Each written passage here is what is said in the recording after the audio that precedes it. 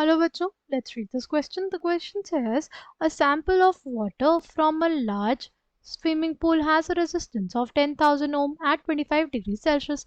When placed in a conductivity cell, when filled with 0.02 molar KCl solution, the cell has a resistance of 100 ohm at 25 degrees Celsius. An amount of 585 gram of NaCl was dissolved in the pool, which was thoroughly stirred. A sample of this solution gave a resistance of 8000 ohm. The molar conductivity of NaCl at this concentration is 125 ohm inverse centimeter square mole inverse, and molar conductivity of 0.02 molar KCl is 200 ohm inverse centimeter square mole inverse, right? Cell constant of the conductivity cell is option A 4 centimeter inverse, option B 0.4 centimeter inverse, option C 40 centimeter inverse, option D 0.04 centimeter inverse. The key concept for this question is हमें क्या बोला है cell constant निकालने के लिए. Cell constant होता क्या है? लेट्स सी हमारे पास जो इक्वेशन होती है क्या होती है? वो होती है resistance is equals to rho into L by A, right.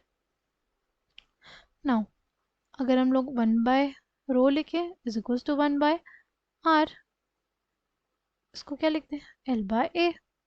1 by rho हमारे पास क्या देता है? ये हमारे पास देता है स्पेसिफिक कंडक्टेंस जिसको हम लोग कप्पा बोलते हैं, और 1 बाय आर देता है हमें कंडक्टेंस इनटू क्या हो जाता है? एल बाय ए. ये जो एल बाय ए वाला फैक्टर होता है, राइट, इसी को हम लोग क्या बोलते हैं? इसी को हम लोग बोलते हैं सेल कांस्टेंट. तो हमें यही निकालना है, राइट. हम लोग जब भी सेल कांस्टेंट देखते हैं ना, वो KCl सॉल्यूशन के रिस्पेक्ट में देखता है, राइट. तो बेसिकली हमें क्या निकालना है? Cell constant. सेल कांस्टेंट निकालने के लिए हम लोग को क्या क्या करना पड़ेगा? देखो, हमें रेजिस्टेंस तो दिया हुआ है. कितना दिया हुआ है? 100 दिया हुआ है, यानी जी तो निकल जाएगा. जी क्या होता है? 1/r. तो 1/100 हमारे पास क्या हो जाएगा? वो हो जाएगा हमारे पास जी के बराबर. हमें कप्पा निकालना है, राइट. तभी हम लोग क्या निकाल पाएंगे? एल बाय ए निकाल पाएंगे. कप्पा किसके बराबर होगा?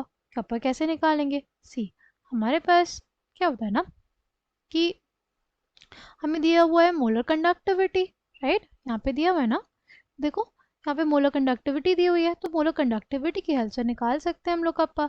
मोलर कंडक्टिविटी क्या होता है? हो जाएगा कप्पा बाय मोलारिटी, राइट.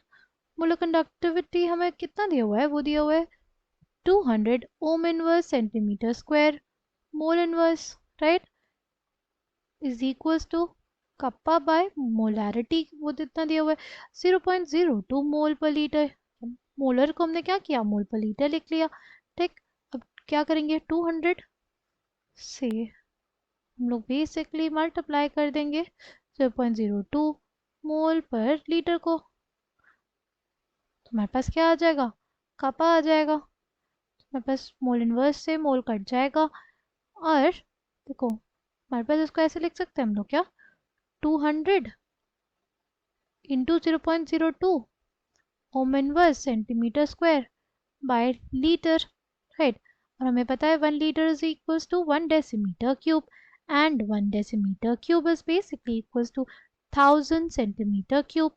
तो 1 लीटर की जगह हम लोग क्या लिखते हैं? 1 लीटर की जगह हम लोग लिख देंगे 1000 सेंटीमीटर क्यूब. अब ये जीरो से हम लोग जीरो कैंसिल आउट कर दें, राइट. अब हमारे पास देखो यहाँ पे क्या हो जाएगा? सेंटीमीटर बच जाएगा, ये कट जाएगा. हमारे पास अब कप्पा की वैल्यू क्या आ जाएगी? हो जाएगी 0.02 इंटू 2 यानी 0.04. 0.04 divided by 10 Om inverse centimetre inverse. तो कप्पा की वैल्यू हमारे पास क्या आ जाएगी?